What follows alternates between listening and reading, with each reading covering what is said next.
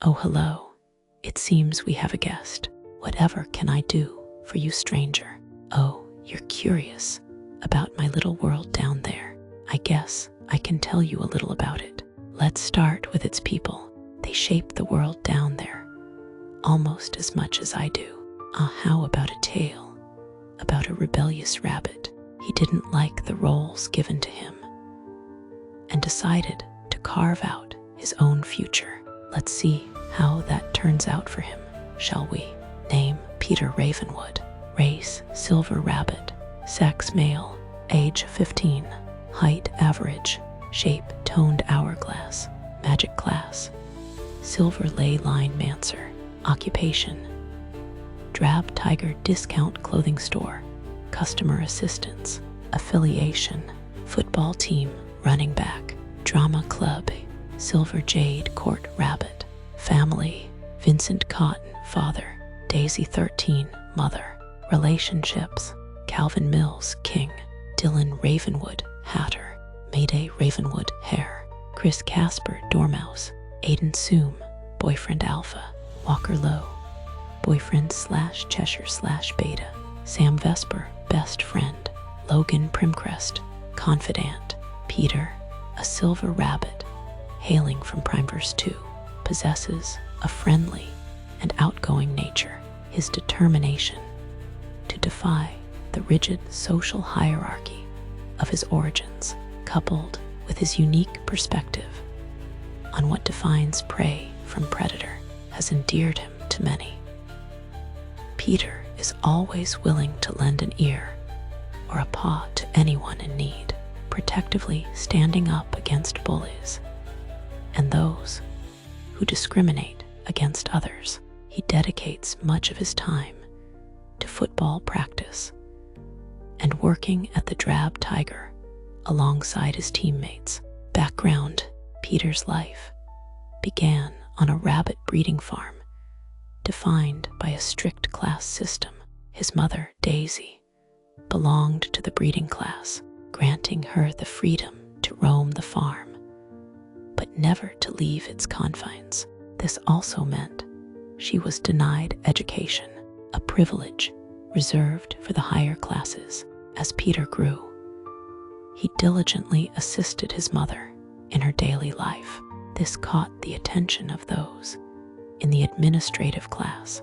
Unlike his siblings, Peter was not becoming docile or overly dependent. Instead, he displayed intelligence, keen observation skills, and cleverness.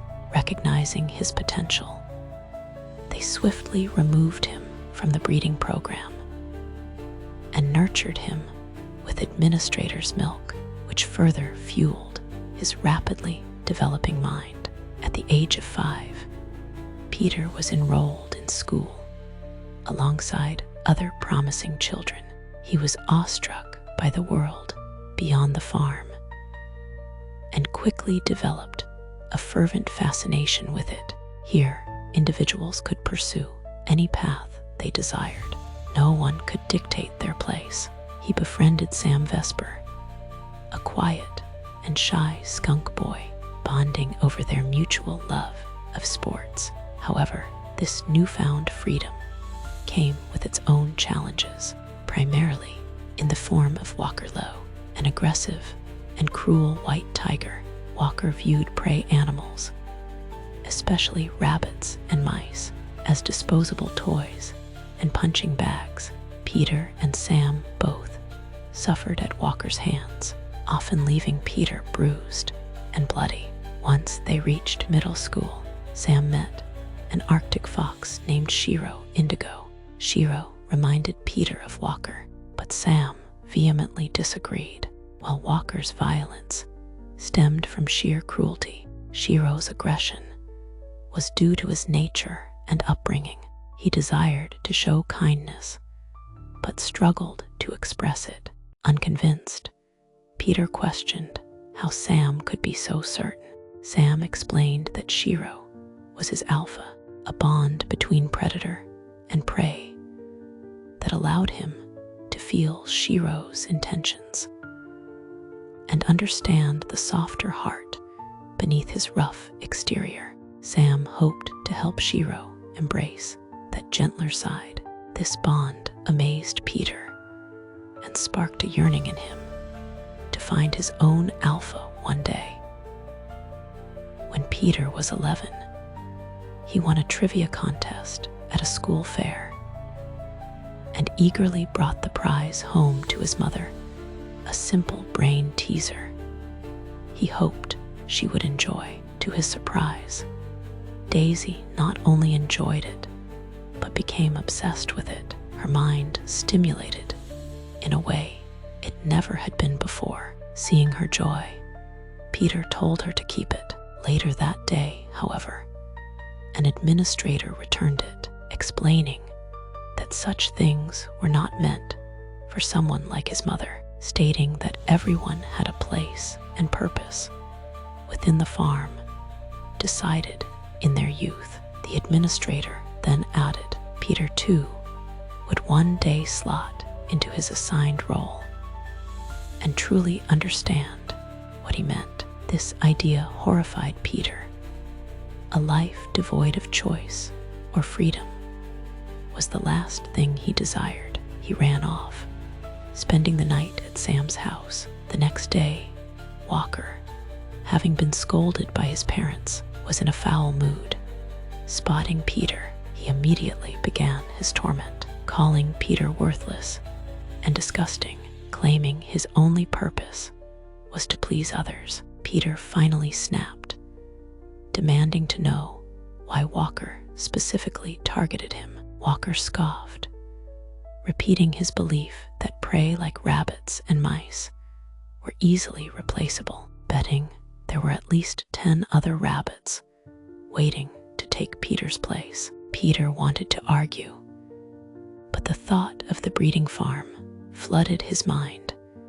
The constant births, the countless rabbits at school. Even if Walker's words held a twisted truth, he had no right to treat Peter as disposable. Peter lunged at Walker, but was no match for the larger predator, receiving an even harsher beating for his defiance. He was also blamed for starting the fight, a charge he did not deny. As punishment, Peter was assigned a peer counselor in the form of Logan Primcrest, a human with transformation abilities. During their talks, Peter poured out his frustrations with his life's trajectory, the world seeing him as insignificant, his family valuing only his intellect. He yearned for more, wanting to stand out and prove he had more to offer than just brains and a pleasing appearance.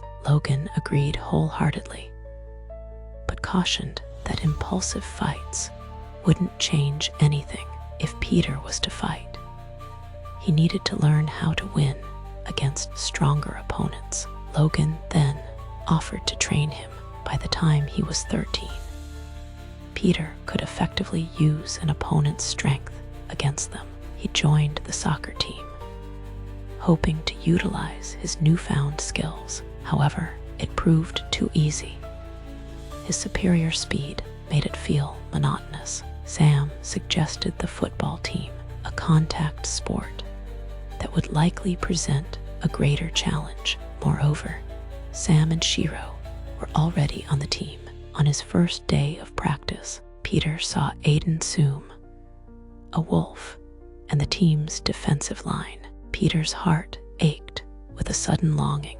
To his surprise, Aiden subtly shifted, and Peter knew the feeling was mutual. He quickly approached Aiden, wondering if this was the bond Sam had described. Aiden appeared to be a typical brute, but just as Sam had said about Shiro, Peter sensed it was an act.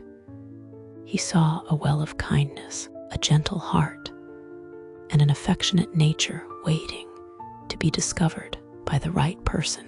Peter somehow knew he was that person. Taking Aiden's hand, he spoke the words that would begin their relationship. "Don't be afraid, I'm here now." Thus began the unraveling of Aiden, Peter's precious alpha.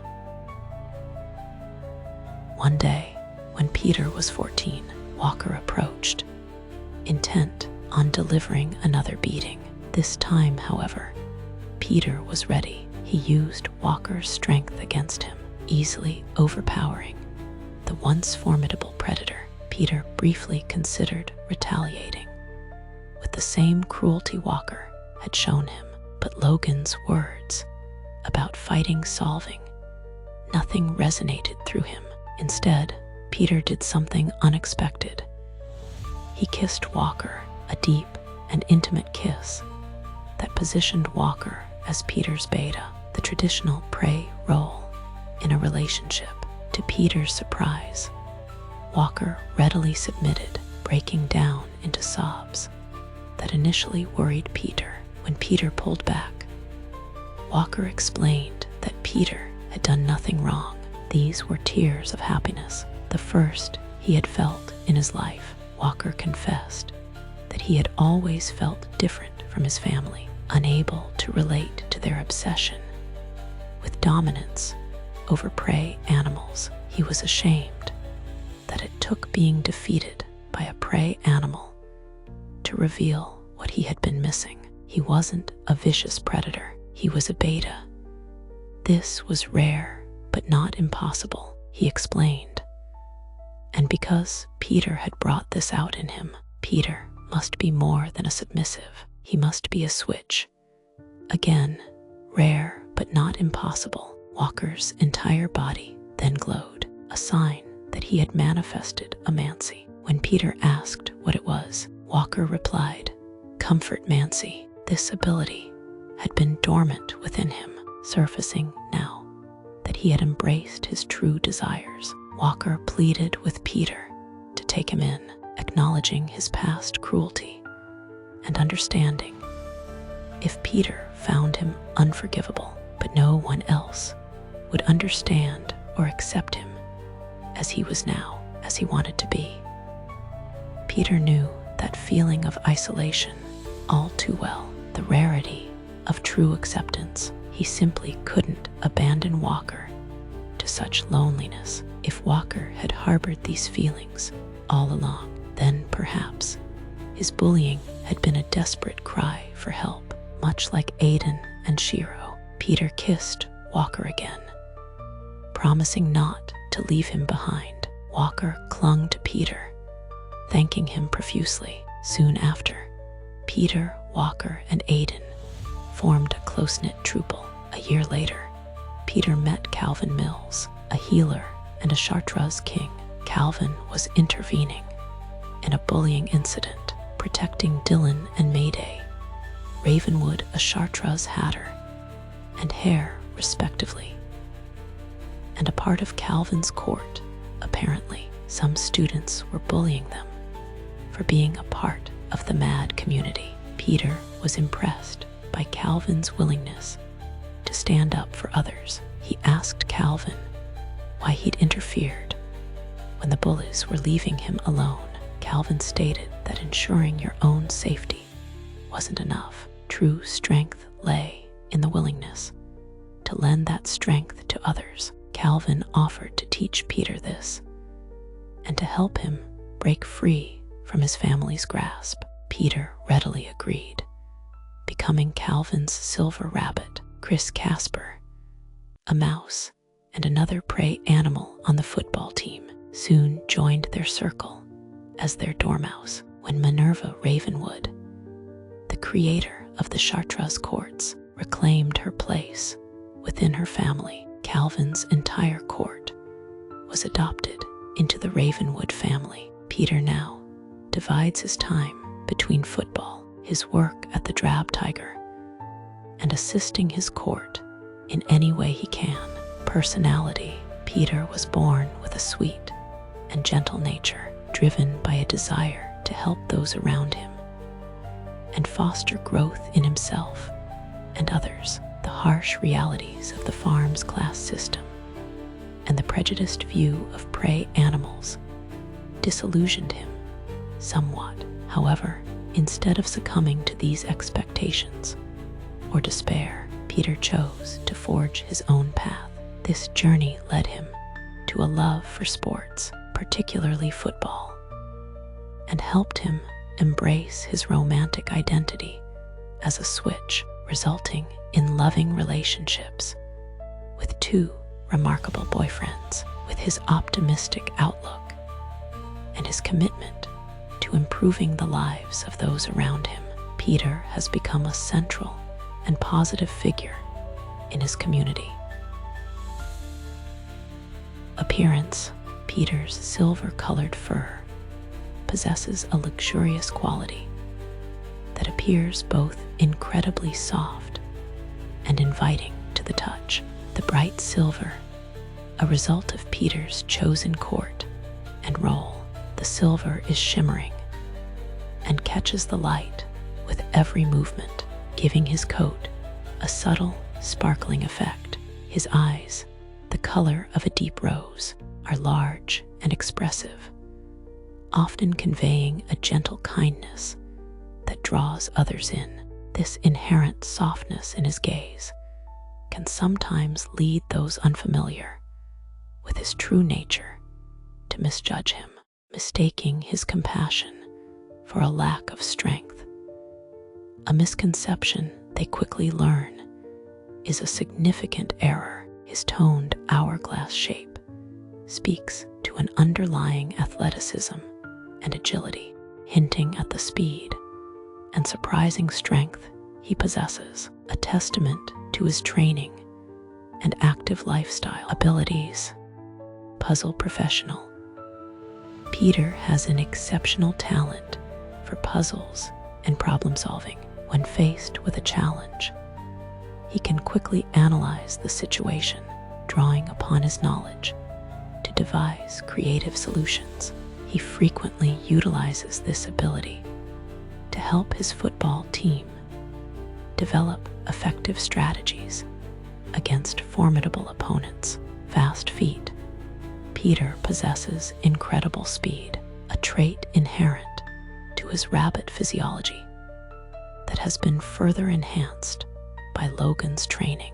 Logan taught Peter to use his legs as levers, effectively redirecting an opponent's weight and force in a fight. Silver ley line: this ability was bestowed upon him when he joined the Chartreuse courts.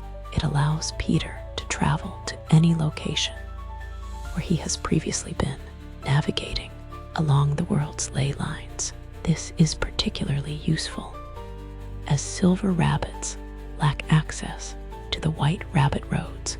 He frequently uses this ability to quickly travel between school, the Drab Tiger, and Ravenwood Manor. That's it for Clever Peter. I hope you enjoyed this thrilling tale. Farewell for now, and come back again soon for more intriguing stories.